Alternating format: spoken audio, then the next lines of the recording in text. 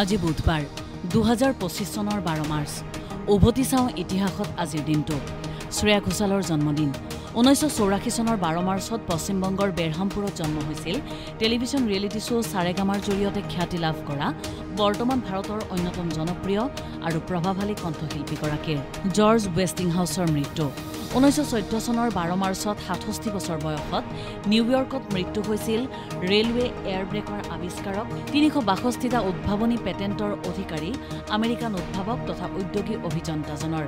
গণেশ পাইনৰ মৃত্যু 2013 চনৰ 12 মাৰ্চত 75 বছৰ বয়সত কলকাতাত মৃত্যু হৈছিল বাংলা লোককথা আৰু পৌৰাণিক কাহিনীৰ বিষয়বস্তু কেন্দ্ৰ কৰি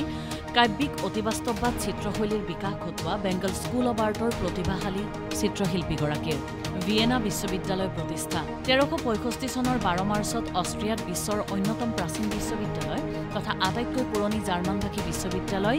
ভিয়েনা বিশ্ববিদ্যালয়ৰ প্ৰতিষ্ঠা কৰা হৈছিল প্ৰতিষ্ঠাপক চতুৰ্থ ডিউক ৰুডলফৰ নামেৰে বিশ্ববিদ্যালয়খন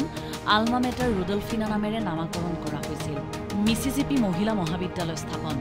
1884 চনৰ 12 মাৰ্চত আমেৰিকাৰ ৰাজহুৱা উচ্চ শিক্ষা প্ৰতিষ্ঠান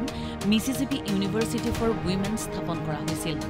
industrial institute and college for the education of white girls নামেৰে প্ৰতিষ্ঠা কৰা শিক্ষানুষ্ঠানখন পিছলৈ Mississippi state college for women হিচাপেও পৰিচিত হৈছিল কোকা-কোলাৰ বিক্ৰী আৰম্ভ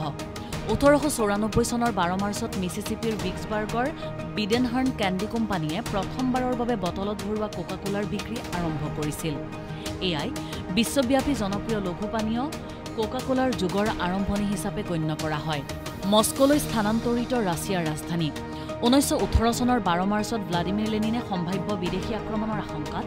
কৌশলগত পদক্ষেপ হিচাপে ৰাছিয়ান ছ'চিয়েলিষ্ট ফেডাৰেটিভ ছোভিয়েট ৰিপাব্লিক অৰ্থাৎ RSFSRৰ ৰাজধানী পেট্ৰগ্ৰাড অৰ্থাৎ ছেইণ্ট পিটাৰ্ছবাৰ্গৰ পৰা পুনৰ মস্কোলৈ স্থানান্তৰিত কৰে মহাত্মাৰ দাণ্ডী যাত্ৰা 1930 চনৰ 12 মাৰ্চত মহাত্মা গান্ধীয়ে সবৰমতী আশ্ৰমৰ পৰা ঐতিহাসিক দাণ্ডী যাত্ৰা আৰম্ভ কৰে ব্ৰিটিছৰ লোন আইনৰ প্ৰতিবাদত 78 জন লোকৰ সৈতে উপকূলীয় গাঁও দাণ্ডীলৈকে 241 মাইলৰ পদযাত্ৰা ভাৰতৰ স্বাধীনতা আন্দোলনৰ উল্লেখযোগ্য পৰিঘটনা হিচাপে চিহ্নিত হয় বাৰ্নাৰ্ড শ্ব'ৰ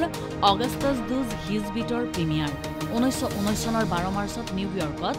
জৰ্জ বাৰ্নাৰ্ড শ্ব'ৰ একাংকিকা কমেডি নাটক অগাষ্টাছ ডুজ হিজবিটৰ প্ৰিমিয়াৰ অনুষ্ঠিত হয় 1916 চনত লিখা নাটকখনত ব্ৰিটিছ আমোলাতন্ত্ৰ আৰু বিশ্বযুদ্ধৰ প্ৰচেষ্টাক ব্যংগাত্মকভাৱে উপস্থাপন কৰা হৈছিল চাৰ্চ বিশ্ব স্বাস্থ্য সংস্থাৰ সতৰ্কবাণী জাৰি 2003 চনৰ 12 মাৰ্চত বিশ্ব স্বাস্থ্য সংস্থাই পিছলৈ চিভিয়াৰ একুইট ৰেছপিৰেটৰী চিণ্ড্ৰম অৰ্থাৎ চাৰ্চ বুলি চিনাক্ত ৰোগৰ বিশ্বব্যাপী সতৰ্কতা জাৰি কৰে সেই সময়ত বিশ্বজুৰি প্ৰাদুৰ্ভাৱ ঘটা শ্বাস-প্ৰশ্বাসজনিত ৰোগ চাৰ্চ নিয়ন্ত্ৰণৰ আগতেই 8,000ৰো অধিক আক্ৰান্ত আৰু প্ৰায় 8 জনৰ মৃত্যু হৈছিল নাটোত অন্তৰ্ভুক্ত চেকিয়া পোলেণ্ড আৰু হাংগেৰী 1999 চনৰ 12 মাৰ্চত পোলেণ্ড হাংগেৰী আৰু চেক গণৰাজ্যই আনুষ্ঠানিকভাৱে নাটোত যোগদান কৰে উত্তৰ আটলাণ্টিক সন্ধি সংস্থাৰ 50 বছৰীয়া জয়ন্তীৰ পূৰ্বে প্ৰথমবাৰৰ বাবে ৱাৰ্ছো চুক্তিৰ প্ৰাক্তন সদস্যসকলে এই সামৰিক আৰু ৰাজনৈতিক সহযোগিতাৰ অংশ হৈ পৰে ইষ্ট ইণ্ডিয়া কোম্পানীৰ পঞ্জাৱ দখল 1849 চনৰ 12 মাৰ্চত শিখ সৈন্যই ব্ৰিটিছৰ ওচৰত আত্মসমৰ্পণ কৰে আৰু দ্বিতীয় শিখ যুদ্ধৰ অন্ত পৰে সত্তৰ সিং আৰু শ্বেৰ সিঙৰ নেতৃত্বত প্ৰায় 20,000 সৈন্যই ৰাৱালপিণ্ডিৰ ওচৰত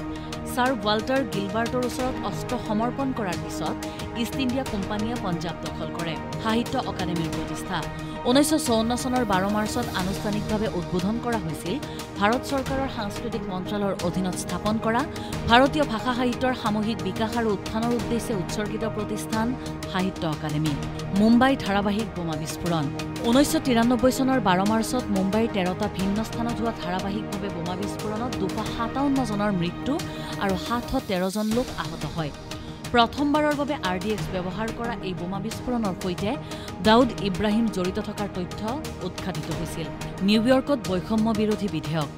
1945 চনৰ 12 মাৰ্চত নিউয়ৰ্কত বৈষম্য বিৰোধী বিধেয়ক বলবৎ কৰা হয় গভৰ্ণৰ থমাছ ইডিউৱে স্বাক্ষৰিত এই বিধেয়কৰ দ্বাৰা কৰ্মচাৰীৰ লগতে চাকৰি আবেদনকাৰীৰ ক্ষেত্ৰত জাতি বা ধৰ্মৰ ভিত্তিত বৈষম্য অবৈধ বিবেচিত হয় ইনফৰমেশ্যন ডেস্ক দেশ টুডে